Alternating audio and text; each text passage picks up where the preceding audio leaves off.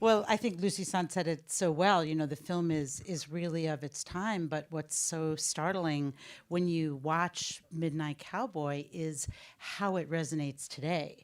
You know, it really holds up in a way that most films of that time really don't. Don't. How many times have you watched it all the way through in the last couple of years? Talking about Midnight Cowboy, Yes. not my film. That's 1,000 Not your times.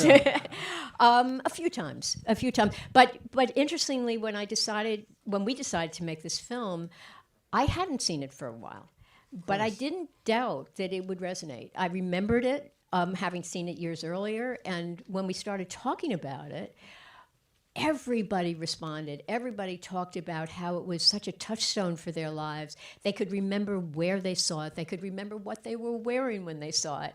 They could remember themes in it. So I think we had very little doubt that this would work. And, you know, I'm curious about how the audience feels, but we're not showing all this film. I mean, we show bits and pieces of it, but I don't know if you had to have seen this film recently to get what we're doing here. I don't know how people feel about that.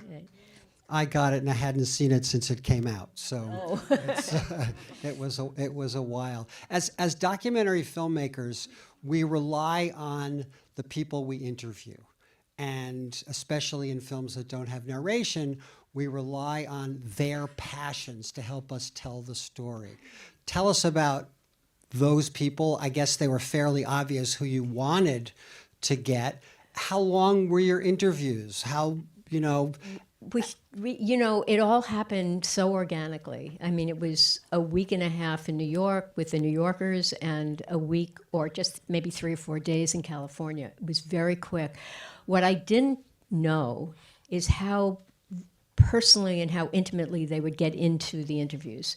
I don't think, and Susan has to back me up on this because I think she agrees with me, they don't feel like talking heads. You know, I feel like they're personally invested in this movie and in the subject, and you feel their personalities come out. So, you know, Did John Voight have to check you out, or did he just go, yee-haw?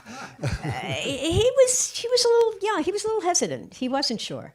But once we got into the conversation, it was very easy, and he was amazingly charming and forthcoming. And part of that intimacy is the relationship that you have with Rex Miller, our DP. You know, you've worked with him on, you know, The Rape of Reese Taylor and Crime on the Bayou, the previous films.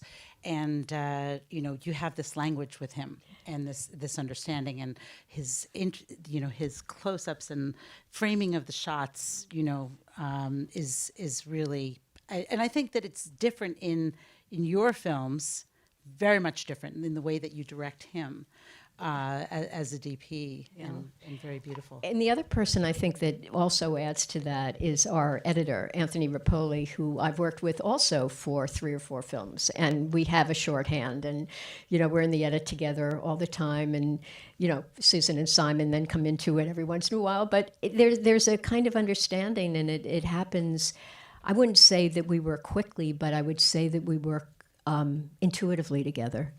So was the choice to do extreme close-ups in the edit a choice right from the beginning? Did you have to play with that? No, it was wrestle. No arm wrestling. It was pretty clear to us that that's what was working. I mean, when we would move back, we had another camera which was back further, and whenever we went back to that camera, it just didn't work. Wow. So how long was each interview? I mean, some people, I interview for an hour and I feel like my subjects get tired. Some people interview for 4 or 5 hours and I can't believe it. Somewhere in between. Somewhere in between. Good. Some questions from the audience. Yes, sir. Speak up. Presumably you tried to contact Dustin Hoffman and he didn't participate. He wasn't available.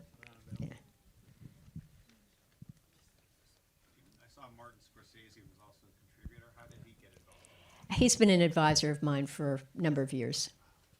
Great. Yes, sir. John Voight's politics are very non-Sag Harbor. Did that at all come up, or it just was like irrelevant? It didn't come up, actually. He references it a little bit in the film, and Jennifer Salt, I love when she says, it's very ironic because John Voight was so interested in Abby Hoffman in those days. So, those of us who know where John Voight stands today can appreciate the humor in that. But it never did come up. I would have liked to see them have more interaction with the war. That's your film to make then, I guess.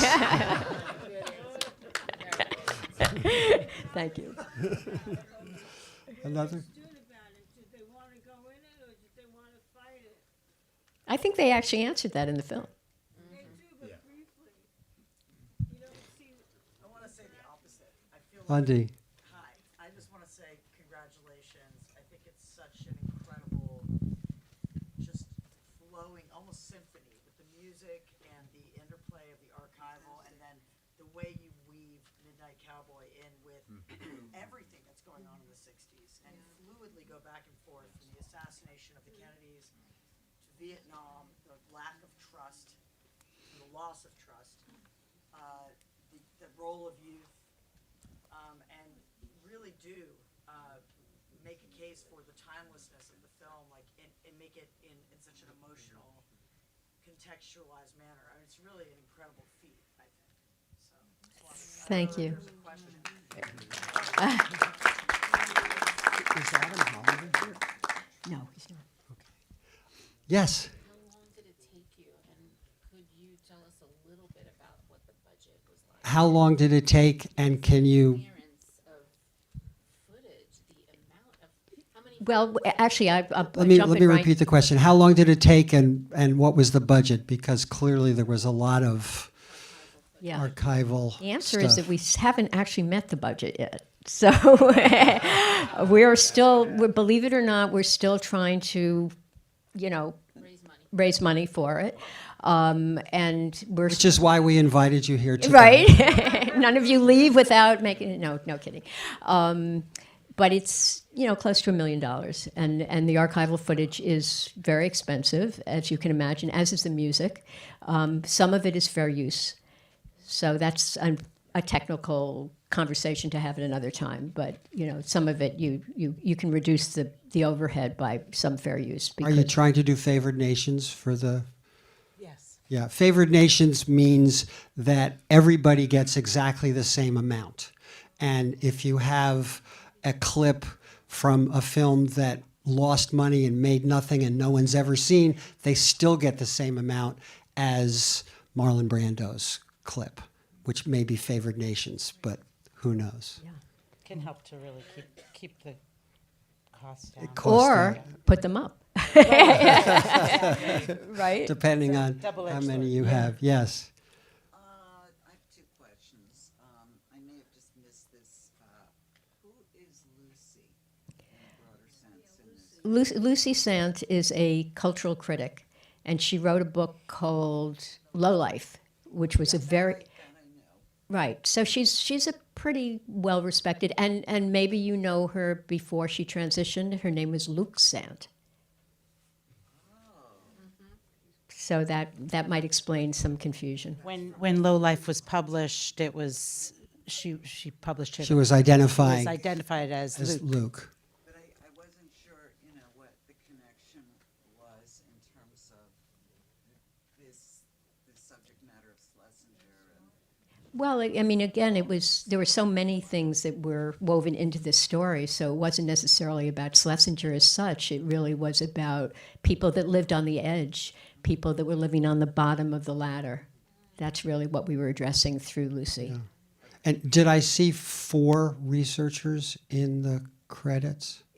So, which is kind of unusual. That's a lot. You really did a lot of research. I don't think it is unusual anymore. It's not Okay. We unusual. had a lot of archival, so You have Yeah. a lot of archival. A lot of archival. Yeah. Sir, one more. In watching this, I had predominant feelings of fear, aggression, and maybe compassion. And I'm wondering if you can talk a little bit about the transformation. Because the 60s is like today, in a way. Yeah. Yeah, very much. You said that. So is there any kind of transformative something in your film? Give us hope.